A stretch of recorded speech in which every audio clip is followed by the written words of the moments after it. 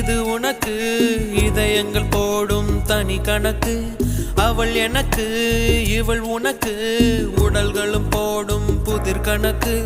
உனக்கும் இல்லை இது எனக்கும் இல்லை, படைத்தவனே இங்கு எடுத்துக்கொள்வான்.